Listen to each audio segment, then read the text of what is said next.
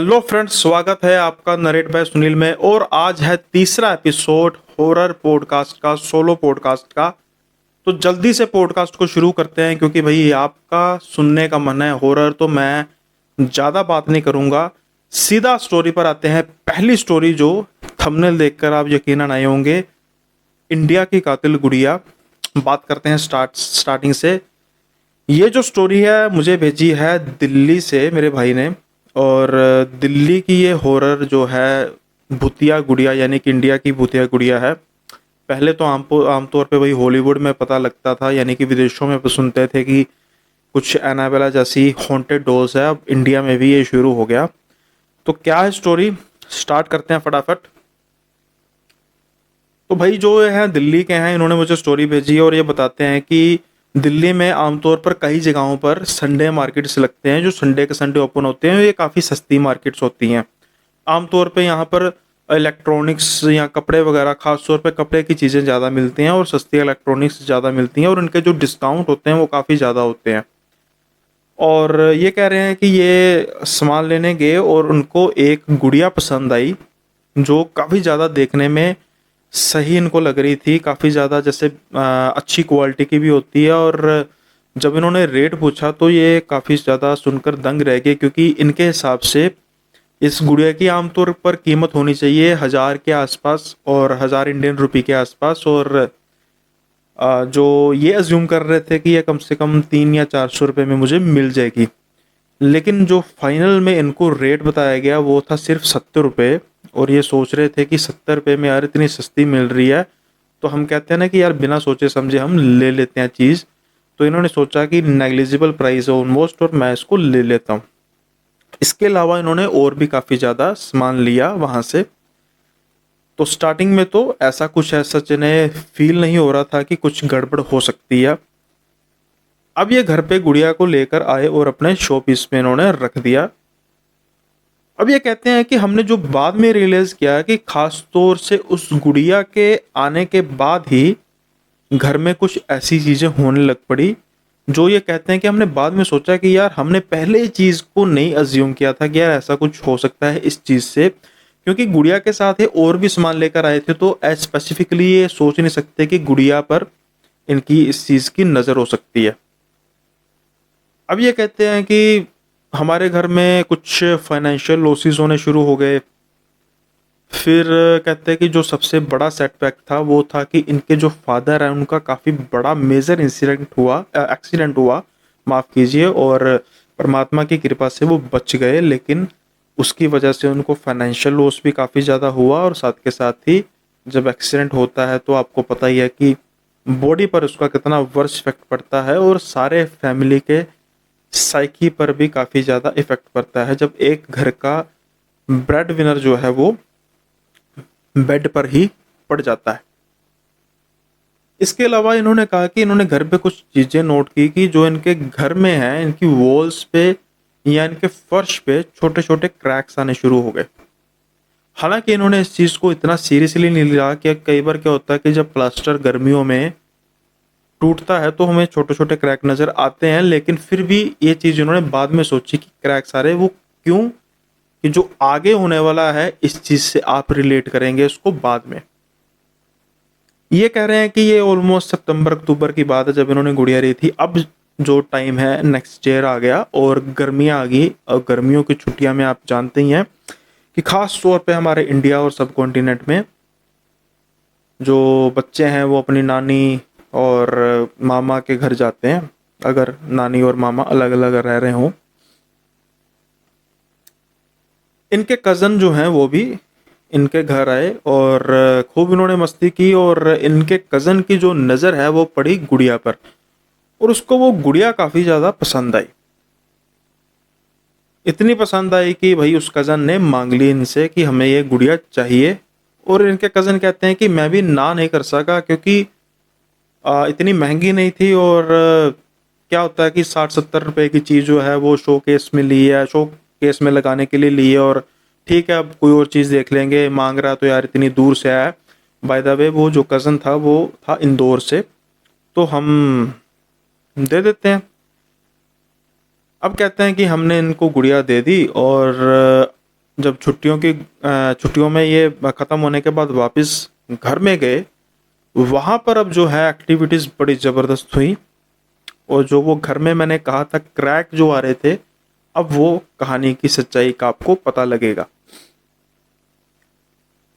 सबसे पहले जो इनके घर में इंसिडेंट हुआ, जब नए जो लोग थे इनके घर में गुड़िया आई, कि इनके ग्रैंडफादर की डेथ हो गई। अब डेथ भी ऐसी थी कि वो उसको हजम कर पाना मुश्किल था, द रीज़न कि वो कभी बीमार नहीं पड़े थे, और that was a sudden death.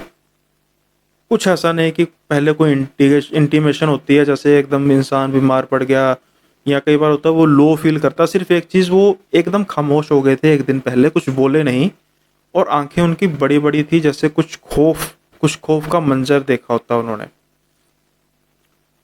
खैर, इनके दादाजी नहीं रहे, और जैसा कि आपको पता ही है कि जब वो 13वीं होती हैं या फिर अंतिम अरदास होती है, तो फिर घर के जो रिश्तेदार होते हैं वो आते हैं, तो ये भी गए। अब ये गए, और दिन रात का समय था, और इनका जो घर था वो था 2 फ्लोर्स वाला घर। तो इन्होंने डिसाइड किया कि जो ऊपर वाला फ्लोर है, यानी कि फर्स्ट फ्लोर है, वहाँ पर ये गद्दा बिछाकर नीचे सोएंगे, क्योंकि और भी रिश्तेदार आए थे, और जो बड़े लोग होते हैं भाई वो तो ऊपर ही सोते हैं, बच्चों की बारी जो है वो नीचे आती है। जिस रूम में ये सो रहे थे उसी रूम में ये वो गुड़िया भी रखी हुई थी एक शोकेस में। अब कहते हैं कि हमने भाई सोने की तैयारी की, और कुछ देर बाद हमारी आंख भी लग गई, क्योंकि काफ़ी दूर से हम आए थे दिल्ली से। थोड़ी देर बाद कहते एकदम जो है हमें एक छोटे से ब्लास्ट की आवाज़ सुनाई दी, और कुछ क्रैक होने की आवाज़ हमें सुनाई दी। इससे पहले कि हम कुछ समझ पाते, जो इनके कज़न थे और उनकी जो कज़न के बड़े माँ बाप, पेरेंट्स कह सकते हैं, और बड़े रिश्तेदार हमें फटाफट बूहे दरवाजे के बाहर जो खड़े होकर हमें कहने लगे कि फटाफट भाग के बाहर आओ। हम कहते समझ नहीं पा रहे थे कि क्या हो रहा है, और हमें पता नहीं लग रहा था कि क्या हुआ, क्योंकि अचानक से नींद, जब थकावट में इंसान सोया होता है, उसकी जब आँख खुलती है तो पता नहीं लगता। तो वो कहते हैं वो हमें फटाफट खींच के बाहर निकालने लग पड़े, और देखते ही देखते जैसे हम रूम से बाहर आए, और रूम की जो फर्श था, यानी कि ग्राउंड फ्लोर की छत और फर्स्ट फ्लोर का फर्श जो था वो धर धरा कर, जिसे कहते हैं, नीचे गिर पड़ा। अब कहते हैं हम सारे हैरान कि मजबूत घर है, कोई इतना पुराना भी नहीं, ये हो कैसे गया। और पूरी की पूरी छत नहीं टूटी थी, सिर्फ छत का एक जो हिस्सा था, काफी बड़ा हिस्सा था, वो टूटा था। तो अभी तो सारे भाई इस सोच में पड़े हुए थे, और इसके बाद फिर जहाँ पर ये गुड़िया रखी हुई थी, उस गुड़िया में के शो केस में भी क्रैक पड़ा था दीवार में। तो इन्होंने, इनके जो रिश्तेदार थे, उन्होंने क्या करना शुरू किया, इन्होंने सामान को साइड में रखना शुरू कर दिया उस गुड़िया के समेत। अब क्या ये कहते हैं कि कुछ देर बाद हमने देखा कि वो गुड़िया जो है वहीं पर दोबारा आकर रखी गई है, रख दिया गया है, या खुद आ गई है पता नहीं। और वो गुड़िया आराम से वहां पर बैठी हुई है जहां पर वो पहले थी। ये देख के सबकी सिट्टी पिट्टी गुल हो गई। द कारण कि हम में से तो किसी ने उसको रखा नहीं, और सभी एक दूसरे को पूछ रहे हैं कि ये कैसे हो सकता है। अब ये सारे मंजर देखकर सारे डर गए, और अगले दिन फिर किसी, हाँ, उसकी आंखें भी कह रहे हैं वो काफी लाल हुई हुई थी।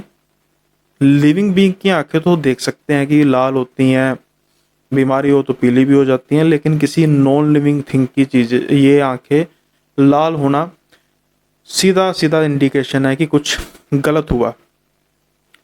खैर, अगले दिन उन्होंने किसी जानकार को बुलाया, और जानकार ने को बताया कि देखो ऐसे इंसिडेंट हुए हैं, 3 जो हैं मेजर इंसिडेंट। पहला तो इनके घर में डेथ हुई है, जिसका कुछ पता भी नहीं था, कि बिल्कुल ठीक ठाक चलते फिरते। दूसरी जो चीज़ है, वो घर में अचानक से छत गिर पड़ी, घर मजबूत है, काफ़ी पुराना भी नहीं है। और तीसरी चीज़, ये गुड़िया, एक तो ये कैसे वहाँ पर अपनी जगह पे दोबारा आ गई, और दूसरा इसकी आंखें कैसे रंग बदल ली, लाल कैसे हो गई। तो जब उन्होंने देखा तो उन्होंने कहा कि देखो जी, इस गुड़िया में है नेगेटिव एनर्जी, दूसरे शब्दों में कहें तो किसी आत्मा का वास है। और आप यहाँ इसको कैसे लेकर आए, तो फिर बताया कि ये अपने कज़न के घर से लेकर आए, और इनके कज़न ने बताया कि ये किसी संडे मार्केट से सेकेंड हैंड लेकर आए थे।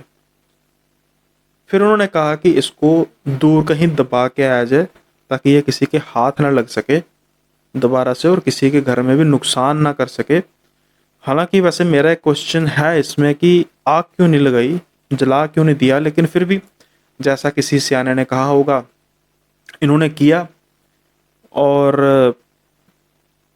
भाई मैं तो यही कहूँगा कि ऐसी पुरानी चीज़ें ना लेकर आया करो बिना किसी नॉलेज के। क्या पता किसी ने क्या किया हो, तो कोशिश किया करो कि नई चीज़ें लेकर आया करो। ख़ास तौर पे जो कपड़े होते हैं या ऐसी चीज़ें होती हैं, खिलौने वगैरह जो किसी एक ह्यूमन की फॉर्म में होते हैं, तो इनसे दूर ही रहा जाए। तो ये स्टोरी भी एक ऐसी लेसन देती है। अब चलते हैं अगली स्टोरी की ओर। अगली स्टोरी जो है वो सिक्किम से मुझे भेजी है और सिक्किम के जंगलों की बात कर रहे हैं।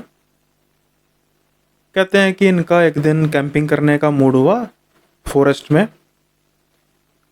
बड़ा वाइड जो है वो इनका शौक है, वो भी फॉरेस्ट में रात को कैंपिंग करने का। और ये कह रहे हैं कि ये 5 दोस्त थे और एक एसयूवी थी और एसयूवी पे ये गए। अब भाई मूर्खता वाली बात, ये क्या कर रहे हैं वहाँ पे जाके, कहते हमने कैंपिंग का सारा सेटअप किया और उसके बाद हमने हॉरर पॉडकास्ट सुनने शुरू कर दिए। अब देखो, एक जंगल, उजाड़ बियाबान, ऊपर से भाई हॉरर जो है वो पॉडकास्ट को सुनना कर दिया। और ये कह रहे हैं कि ड्यूरिंग जो है वो हॉरर पॉडकास्ट तो हमें कोई ऐसा फील नहीं हुआ, लेकिन कुछ समय बाद हमें ज़रूरत से ज़्यादा ठंड लगने लग पड़ी। इसके अलावा ये कहते हैं कि जो इनका दोस्त था वो थोड़ा सा अपने आप को काफ़ी वीक महसूस करने लग पड़ा और साथ के साथ ही उसको वोमिट वगैरह आनी शुरू होगी। और हमने सोचा कि ये जो प्रोग्राम है इसको पोस्टपोन करना पड़ेगा बीच में ही, फिर कभी आएंगे दोबारा। तो अब चलने की तैयारी करते हैं। कहते हमने जब बैठे सारे गाड़ी में, और गाड़ी में कहते पीछे से काफ़ी जोर से हमें आवाज़ आई, ठक की आवाज़ आई। और ये सारे जो हैं वो डर गए। उसका कारण है कि जब चलती गाड़ी में कई बार ऐसी आवाज़ आती है तो होता है कि पत्थर लग गया, ऐसा कुछ हो सकता है। लेकिन खड़ी गाड़ी में जब ये बैठे हैं तो ऐसी आवाज़, फिर सोचा कि शायद पेड़ वगैरह से कुछ ना गिरा हो। पर जो इनको फील हुआ था वो गाड़ी के साइड से हुआ था। अब इनके एक दोस्त ने देखा अपने जो मिरर है, साइड मिरर से, कि ठीक उसके एंगल के पीछे एक बच्चे नुमा चीज बैठी हुई है जो इनकी तरफ देख रही है। हालांकि अंधेरा था लेकिन उनको जो पोस्चर था वो लगा कि हाँ ऐसा है कि वो इनकी तरफ देख रहा है और मुस्कुरा रहा है, जिसकी स्माइल थोड़ी सी बड़ी थी। यानी कि हम स्माइल करते हैं ना, तो थोड़ी सी बड़ी थी स्माइल। अब कहते हैं कि हम में से किसी की जाने की हिम्मत तो नहीं थी, लेकिन 5 जाने थे, एक जना बीमार था।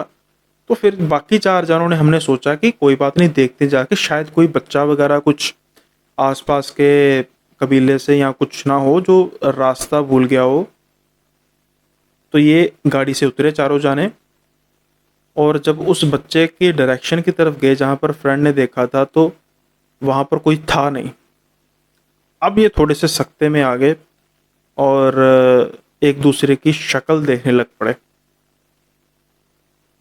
इसके बाद फिर इनको कुछ टाइम के बाद हल्की हल्की हंसने की आवाज़ आने लग पड़ी किसी बच्चे की। और वो आवाज़ भी किसी एक डायरेक्शन से नहीं, एक सेकंड के बाद दूसरी डायरेक्शन, फिर तीसरी, फिर ऐसी। इन्होंने तो भाई अपना बोरिया बिस्तरा, पहले से जो गोल था उसको, भाई एक गाड़ी में बैठे और कहते हमने भगा के पीछे मुड़ के नहीं देखा कि क्या होगा। और भगवान कसम है, कहते हम दोबारा हम कभी, पहली तो बात उस कैंपिंग ही नहीं करेंगे, दूसरी तो बात उस फॉरेस्ट में नहीं जाएंगे, और तीसरी चीज़ कि कभी भी ऐसी जगहों पर हॉरर पॉडकास्ट को सुनने की जहमत नहीं उठाएंगे। और होना भी नहीं चाहिए। उसका रीज़न क्या होता है कि जो, अगर हम देखें ना कि हमारे आसपास कितनी एंटिटीज़ हैं हमें खुद नहीं पता, वो किस तरीके की हमें ये भी नहीं पता। वो entity as per their claim वो बच्चे की एंटिटी थी, तो हो सकता है इतनी खतरनाक ना हो और बेचारा पता नहीं क्या क्या होगा। लेकिन हर बार ऐसा नहीं होता और हर बार इनके जैसा कोई लकी भी नहीं होता जो बच गया। तो सही जगह पर सही काम करने चाहिए। कैंपिंग में गए हो तो भाई अपना काम करो, कॉमेडी सुनो और उनको भी सुनाओ। आप हॉरर सुनाएंगे तो फिर वो भी थोड़ा सा इंटरेस्ट लेंगे कि सुन तो लिया है, दिखा भी देते हैं। तो भाई थोड़ा सा ध्यान रखिए। अब चलते हैं अगली स्टोरी की ओर। ये मुझे महाराष्ट्र से भेजी है और ये एक कहानी है वकील के भूत की। तो ये लिखते हैं कि इन्होंने जो इनके एरिया में एक काफ़ी फेमस वकील था जो ऐसे केसेस भी लड़ता था जो जिसमें जो कन्विक्टेड होता था उसको बचाया जाता था और वो जीत भी जाता था अक्सर ऐसे केस। तो जो इनकी स्ट्राइक रेशो थी वो काफ़ी ज़्यादा थी और जो ऐसे क्रिमिनल वगैरह लोग हैं वो अक्सर इनको ही करते थे, क्योंकि ये तकरीबन तकरीबन निकाल लेते थे केसेस को। ऐसे ही एक केस में जहाँ पर किसी विधवा के बेटे का मर्डर किया था इनके क्लाइंट ने और इन्होंने वो केस जीत लिया। जो वो लेडी थी उन्होंने बद्दुआ दी कि तुम हमेशा भटकते ही रहोगे। अब कहते हैं कि ये भटकने वाला सीन तो पता नहीं क्या होगा, लेकिन वो जो वकील उसके बाद निकला कोर्ट से अपने घर के लिए और रास्ते में उसका एक्सीडेंट हुआ जो कि एक मेजर एक्सीडेंट था और ऑन द स्पॉट डेथ होगी। अब कहते हैं कि कुछ महीने निकले और ये एक ट्रक था जो उस रोड पर जा रहा था जहां पर इस वकील की डेथ हुई थी एक्सीडेंट में। कहते हैं इस वकील ने हाथ दिया उस ट्रक ड्राइवर को और ट्रक ड्राइवर ने देखा कि दूर से कि जो एक बंदा है जिसने कोट वगैरह डाला हुआ है, हालांकि थोड़े बहुत गंदा लग रहा था, दूर से धूल लग रही थी और हालत कुछ ऐसी लग रही थी जैसे एक्सीडेंट हुआ हो। तो उसने रोक लिया ट्रक और जैसे ही वकील ट्रक पे चढ़ा तो पहले तो उसने पूछना चाहा कि क्या हुआ, तो उस वकील ने कहा कि मेरा एक्सीडेंट हुआ है। अब वो ट्रक वाले ने पूछने की कोशिश की कि भाई आसे पासे कुछ आपका व्हीकल तो दिख नहीं रहा, कार वगैरह या बाइक वगैरह, लेकिन उसने सोचा कि इसको चोट लगी है तो मैं पहले इसको डॉक्टर के पास लेके जाता हूँ। तो उस ट्रक ड्राइवर ने कहा कि मैं आपको डॉक्टर के पास लेके जाता हूँ। तो वो वकील ने स्ट्रेट फॉरवर्ड मना कर दिया कि नहीं, मुझे घर जाना है, आप मुझे अपने मेरे घर तक छोड़ दो, जो कि रास्ते में आगे था। अब ट्रक ड्राइवर ने कहा कि ठीक है, बंदा बोल रहा है, उसको खुद लग रहा है कि इतनी चोट नहीं आई, तो मैं घर वालों के फारिग कर देता हूँ, फिर वो देखेंगे। कुछ समय बाद जो वो है वो घर पे ट्रक पहुंचा और उनकी घर की जो है वो बेल की।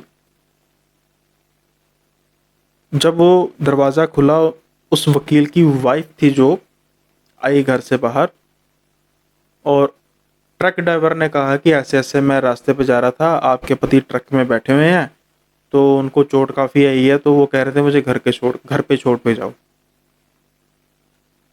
अब जैसा ही ये ट्रक ड्राइवर ने बात कही तो उनकी जो वाइफ है वो ऊंची ऊंची रोने लग पड़ी और कहने लग पड़ी, मेरे तो पति की जो मौत है वो कुछ महीने पहले हुई है, आप किसको लेकर आए हो। अब जो ट्रक वाला है वो भी हैरान परेशान, वो कहता कि वो ट्रक में बैठे हैं, मैं दिखाता हूँ। अब जैसे ही वो ट्रक में दरवाज़ा खोला वहाँ पर वो कुछ नहीं था, वो गायब हो चुका था। अब ट्रक वाले के भी होश उड़ गए। रोने पीटने की बात सुनने के बाद घर के आसपास जो हैं वो रिश्ते थोड़े बहुत जो नेबर वगैरह हैं वो भी आ गए और उन्होंने पूछा कि क्या बात। तो ट्रक वाले ने सारी बात कही। तो पहले तो उन्होंने माना नहीं और सोचा कि कोई नशेड़ी वगैरह ना हो, घर में उसने देखा हो कि शायद एक औरत है, तो अभी वो रोने पीटने लग पड़ी तो माहौल देख के कहीं कुछ कहानियां ना सुना रहा हो। लेकिन वो जब ट्रक ड्राइवर का जो ट्रक है उन्होंने देखा तो सीट पर उनको थोड़े थोड़े खून के निशान और साथ में मिट्टी भी नजर आई। और ड्राइवर ने जब कहा कि मुझे कैसे पता कि इनके घर का कोई बंदा वकील है और उसने जो स्पेसिफिकली मुझे घर बताया, मैं स्पेशली यहीं पर आकर क्यों खड़काऊँगा, मैं तो एक ट्रक ड्राइवर हूँ। तो फिर कई लोगों ने उसको बात को माना और उसको कहा कि रात भाई यहीं पे रुक जा, सुबह जाना। अगर ऐसा कुछ सच है तो फिर तेरी शामत आ सकती है, क्योंकि तू सवारी को उसके घर पे नहीं पहुंचा सका। अब फिर उसके बाद कहते हैं कि उस रोड पर छिटपुट छिटपुट जो है वो चीज़ें होने लग पड़ी। लोगों ने रात के समय में उसको अवॉइड करना शुरू कर दिया। और फिर कहते हैं कि एक बार जो है, जो ये मुझे स्टोरी भेज रहे हैं, इनका पाला भी लगभग लगभग पड़ गया। वो कैसे कि इनके शहर में एक स्टेशन है छोटा सा, और इनके जो फादर साहब हैं उनको कुछ डॉक्यूमेंट्स लेकर ज़रूरी कहीं दूर स्टेशन में जाना था। और यहाँ पर जो ट्रेन है, आपको पता छोटे स्टेशन पे 1 या 2 मिनट ट्रेन रुकती है। तो इन्होंने कहा कि मुझे तू छोड़कर आ स्टेशन पे। अब ये स्टेशन उस रास्ते में नहीं पड़ता था, उस रास्ते में नहीं पड़ता था जो रास्ते पे ये सारा था। तो ये एज यूजुअल चल पड़े और वहाँ पर जाकर उन्होंने अपने फादर साहब को ट्रेन पे उतारा। ट्रेन कुछ मिनट या कुछ लेट थी, एज यूजुअल जैसे चलता है। अब ये घर पे आ गए और घर पे आके सोने की तैयारी कर रहे थे, तो इनके फादर साहब का फ़ोन आया कि एक ज़रूरी डॉक्यूमेंट है वो मेरा घर पे रह गया है और मुझे वो चाहिए। हालांकि ट्रेन अभी चले 2 मिनट हुए हैं। तो फिर उन्होंने कहा कि मेरे लिए तो पॉसिबल उस स्टेशन पे तो आना है नहीं, मैं ऐसे करता हूँ कि मैं अगले स्टेशन जो है वो बड़ा एक स्टेशन है और वहाँ पर जो ट्रेन है वो 15-20 मिनट रुकती है। तो मैं फटाफट बाइक पकड़ता हूँ और उस ट्रेन पर उसको मैं वो स्टेशन पे पहले पहुँच जाता हूँ और ट्रेन खड़ी भी रहेगी। अगर मेरे से पहले भी पहुँच जाएगी तो मैं, सुबह का टाइम है बिल्कुल, मतलब 2-3 बजे का टाइम है, रात को ट्रेन रुकती है वहाँ पे। तो सुबह सुबह बिल्कुल जैसे कहते हैं टाइम है ना, बहुत ज़्यादा सुबह ना बहुत ज़्यादा रात। तो मैं सड़कों पर भीड़ भी नहीं होगी और मैं पहुंच भी जाऊंगा। तो उनके फादर ने कहा कि चलो रात का टाइम है और एक किसी फ्रेंड वगैरह को साथ में ले लो। ये बातें करते करते इनके दिमाग में उस टाइम नहीं हिट हो रहा था कि भाई ये वही रोड पे इसको जाना पड़ेगा जिस रोड पे ये कांड हो रहे हैं। अब कहते हैं कि ये इनका जो फ्रेंड है वो उनको बुलाया। तो उस फ्रेंड को बुलाने के बाद ये चल पड़े और उस रास्ते के आसपास जगह पे, इंसिडेंट वाली जगह पे जहाँ पर वो एक्सीडेंट हुआ था, उसके पास जब वो पहुंचे तो इनकी बाइक बंद होगी और इन्होंने काफ़ी किक वगैरह की लेकिन बाइक चल नहीं रही थी। और वो तो कह रहे थे कि बाइक बिल्कुल ठीक थी और कुछ दिन पहले सर्विस वगैरह भी कराई थी। तो ऐसा सच चौक वगैरह इन्होंने देखा, फिर उन्होंने प्लग वगैरह देखा कि गंदगी कराना है, लेकिन ऐसा कुछ दिख नहीं लगा था। अब क्या हुआ कि ये कहते हैं कि एकदम इसका जो फ्रेंड है वो कहता है कि फटाफट साइड पे हो, मैं बैठता हूँ बाइक में, तू मुझे धक्का लगा, जैसे बाइक स्टार्ट होगी ना तो हम चल पड़ेंगे। तो इसने क्या देखा कि वो बैठता है और ये पीछे धक्का लगाने लग पड़ते हैं। तो अचानक से जो इनका फ्रेंड है वो कहता है कि जल्दी और तेज धक्का लगा, जल्दी से बैठ जा। तो ये पहले हैरान होते हैं, फिर कहते हैं चल मैंने किया, धक्का लगाई और बैठ लिया। तो कहते हैं ये तो भाई इसने बाइक भगाई इतनी तेज और कहते ये कांप रहा था। मैंने कहा हुआ क्या? कहता भाई साहब वकील साहब हमें पीछे देख के हंस रहे थे और ये बाइक वगैरह वैसे कुछ खराब नहीं हुई थी, ये सब कुछ उनका ही कांड था। तो मैं अगर तुझे उस टाइम कह देता, शीशे मुझ में दिखे थे कि ऐसे कुछ हुआ है, तो दोनों ने डर जाना था। तो मैंने यही समझा कि भाई फटाफट निकलने की कर। खैर ये स्टेशन पर पहुंच गए और ट्रेन अभी चलने में 1 आधा मिनट था। इन्होंने डॉक्यूमेंट सबमिट किया, रात के 2:30-3 बजे का टाइम था और इन्होंने वहीं पे स्टे किया कि भाई हम वकील साहब से नहीं मिलना चाहते, सुबह हम निकलेंगे। और उसके बाद इन्होंने रास्ता वो छोड़ ही दिया रात के लिए कि हम नहीं जाएंगे। एक बार तो वकील साहब ने बख्श दिया, इस बार नहीं बख्शेंगे। तो काफ़ी वियर्ड स्टोरी थी ये। और भाई ध्यान रखो, ऐसी जो सड़कें हैं वहाँ पर एहतियात बरतनी ज़रूरी है। चलो अब चलते हैं हम अपनी अगली स्टोरी की तरफ। और ये है छत्तीसगढ़ के किसी देहात की कहानी। देहात यानी कि काफ़ी ज़्यादा जो विलेज एरिया होता है, एक तो विलेज होते हैं ना जो शहर के आसपास होते हैं, वो थोड़े से डेवलप होते हैं, बिल्कुल बीच में होते हैं विलेज। वो कहते हैं कि इनके फादर जो हैं वो एक बार, जो इनका घर है और घर के पास ही एक अस्तबल है जहाँ पर तूड़ी वगैरह पड़ी होती है। कई बार घोड़ों को बांधते हैं, बैलों वगैरह को भी बांधते हैं, मतलब पशुओं को बांधते हैं, बाकी को भी। तो कहते हैं यार इन्हें क्रिकेट खेलने का बड़ा शौक था, तो ये अक्सर ही क्रिकेट काम चोरी करके क्रिकेट खेलते थे। घर के कामों में ये ज़्यादा हाथ नहीं बटाते थे। लेकिन एक दिन इनके फादर साहब ने काफ़ी ज़्यादा इनको खरी खरी सुनाई और उन्होंने कहा कि आज शाम का जो चारा है वो तू ही अस्तबल से लेगा, वहाँ से पकड़ेगा और जो पशुओं को डालेगा। तो इन्होंने सोचा कि चलो ठीक है, शाम को है, हम क्रिकेट खेलेंगे और उसके बाद फिर शाम को चलेंगे और साथ के साथ ही अपना काम भी निपटा लेंगे, ताकि इनके पिता साहब भी कुछ ज़्यादा बात ना कर सकें। कहते हैं कि इन्होंने क्रिकेट खेली और शाम को अपने तयशुदा टाइम पर ये उस अस्तबल वाले कमरे में पहुंचे जहां पर चारा वगैरह या तूड़ी वगैरह रखी हुई थी। और कहते हैं ये क्या देखते हैं कि वहां पर एक लेडी बैठी हुई है जिसके कपड़े हैं तो वाइट, कुछ मैले मैले हैं, बाल उसके बिखरे हैं। और मैंने सोचा कि मैं ये लगभग लगभग पहली बार काम करने की नीयत से वहां पर गए थे और इन्हें एकदम दिमाग पे आया कि कुछ आसपास मांगने वाली ना हो, और या फिर हो सकता है कि कुछ ऐसी लेडी हो जो मेंटली अपसेट हो और यहाँ पर आके बैठ जाती हो धूप छाँव से बचने के लिए। तो उस टाइम तो इनके जो दिमाग में ऐसी कुछ बात आई नहीं, लेकिन जब वो लड़की ने पलट कर इनकी तरफ देखा तो ये डर से चीख पड़े और कमरे से बाहर आ पड़े, क्योंकि जो औरत थी उसका चेहरा बिल्कुल सफ़ेद, आंखें बिल्कुल सफ़ेद। अब कहते हैं कि पता नहीं क्या बात है कि शायद ये पहली बार ही ऐसा कुछ होने लग पड़ा था। इनके उस अस्तबल के बाहर एक रास्ता है जो थोड़ा सा ऊंचाई की, छोटी सी कई बार पहाड़ी होती है ना, और साइड पर जंगल जंगल जंगल टाइप पहाड़, पेड़ पौधे बने होते हैं, झाड़ियाँ टाइप बनी होती हैं। और इस तरफ भी सड़क रास्ता चल रहा होता है। जैसे जैसे रास्ता ऊंचा होता है साइड पर जो खाई है बढ़ती रहती है।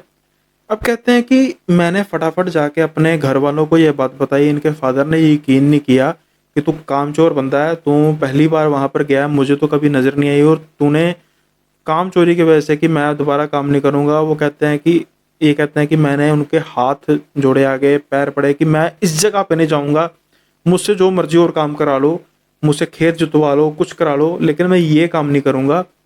तो कहते हैं कि इनका डर देख के इनके फादर ने भी कहा कि चल ठीक है, क्योंकि कहते हैं कि उनको अगले दिन बुखार बहुत ज़्यादा हो गया था और 3-4 दिन ये बहुत बुखार में रहे और उनके फादर को भी शायद लगा हो कि हो सकता है कुछ पैरानॉर्मल एक्टिविटी हुई है। अब कहते हैं कि इस एक्टिविटी होने के बाद, इस इंसिडेंट के बाद जो वो रास्ता है वहाँ पर कहते हैं कि काफ़ी ज़्यादा एक्टिविटी होने लग पड़ी। कईयों ने कहा कि जब वो रास्ते पर जाते हैं उनको ऊंची ऊंची चीखों की आवाज़ें आती हैं। कई कहते हैं कि उनको एक लेडी दिखी जैसे कि जैसी हो भी हो इन्होंने बताई थी, और वो कहती है कि आगे से इस रास्ते पर नहीं आना, ये मेरा इलाका है, मेरा ये जगह है, अगर तुम दोबारा आए तो मैं तुम्हें छोड़ूंगी नहीं, और हंसने लग पड़ती है। तो भाई फिर इस रास्ते जाना ही क्यों?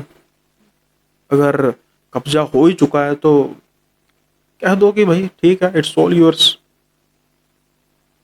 डरावनी कहानी थी, छोटी थी लेकिन डरावनी थी। अब हम चलते हैं आज की आखिरी स्टोरी की ओर, जो मेरे किसी लोकल फ्रेंड ने ही मुझे बताई है। ये कहते हैं कि एक सुबह जब ये उठे तो इनकी जो मदर है, माता जी, उनके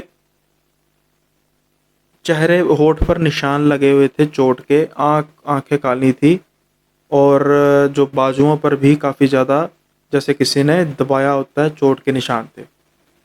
तो इन्होंने पूछा और घर वालों ने पूछा कि क्या हुआ, तो वो कहती हैं कि मुझे रात को पता नहीं बहुत दबाव पड़ा और ऐसा लगा कि कोई मुझे पीट रहा है। मैं बता नहीं किसी को पा रही थी, जैसे किसी ने दबाया होता है। तो कुछ समय बाद मुझे पता नहीं नींद कब आ गई, लेकिन मैं जब सुबह उठी और मैंने भी खुद शीशे में देखा और मेरी हालत ऐसे लग रहा था, तो सभी काफ़ी ज़्यादा जो है वो स्टन हो गए, चिंतित हो गए। लेकिन थोड़ा सा बात को आगे ही कर दिया कि हो सकता है कि कुछ हो, लेकिन चलो खैर इतनी बड़ी बात नहीं हुई। लेकिन थोड़ी देर बाद उनको न्यूज़ आती है कि उनके मोहल्ले में आगे थोड़ी एक लेडी है जो जिनकी डेथ हो गई है। अब वो ठीक है, वो लेडी की एज थोड़ी सी मतलब कम भी नहीं थी, 55-60 के आसपास होगी। चलो कहते हैं ये गए, और जब इनकी मदर भी गए और जब ये संस्कार करने के बाद वापिस आए तो इनकी मदर की होश उड़े हुए थे, हालत ख़राब थी। तो इन्होंने पूछा कि क्या हुआ। वो कहती हैं कि जब हम उनको नहलाने लगे उनकी बॉडी को, तो वो सेम निशान उनकी बॉडी पर भी मैंने देखे हैं जहां पर मेरे पड़े हुए थे। यानी कि वही होठों पर, या फिर जो नील के निशान होते हैं। अब सारे कहते हैं, हैरान है कि ये हो कैसे सकता है। तो फिर कहते हैं कि किसी संत महापुरुष को पूछा तो उन्होंने कहा कि कुछ ऐसी एंटिटी थी जो किसी ने छोड़ी थी, वो गलती से आपके जो है वो माता जी पर हावी होगी, उनको लेके जाने लगी थी। लेकिन शायद उसको पता थोड़ा सा लग गया होगा कि वो किसी और जगह जाना, तो उनको लेगी। और उन्होंने जो संस्कार भी है वो भी छेती जल्दी जल्दी किया। द रीज़न कि उनके पास भी जस्टिफिकेशन नहीं थी कि एक लेडी को जो वो घर से बाहर नहीं निकली और उसको ऐसे निशान कैसे पड़ सकते हैं। तो भाई होते हैं कुछ ऐसी एंटिटीज या कुछ लोग जो किसी को ऐसा करते हैं। आई होप आपको ये पसंद आया होगा आज का episode, third episode of narrate by Sunil. पसंद आया तो जल्दी से सब्सक्राइब कर दीजिए, लाइक कर दीजिए, वीडियो को शेयर कर दीजिए। और नया चैनल है लेकिन प्यार काफ़ी दे रहे हैं आप, सब्सक्राइबर रेट बढ़ रहा है और जो एवरेज व्यू रेट है वो भी काफ़ी अच्छा है। तो ऐसे ही अगर आप मोटिवेट करते रहेंगे तो स्टोरीज़ नई नई लेकर आते रहेंगे। और अगर आप अपनी स्टोरी बताना चाहते हैं तो जैसा कि मैंने अपना ईमेल आईडी और इंस्टा आईडी मेंशन की हुई है, आप फटाफट वहाँ पर मेल कर सकते हैं मुझे, इंस्टा पर लिख सकते हैं। और अगर आपको लगता है कि आप अपनी स्टोरी को एक्सप्लेन नहीं कर सकते इन राइटिंग, तो आप ऑडियो रिकॉर्ड करके भी इंस्टा में भेज सकते हैं। तो ये था episode third of narrate by Sunil. मिलते हैं जल्दी ही अगले एपिसोड में, तब तक के लिए बाय बाय।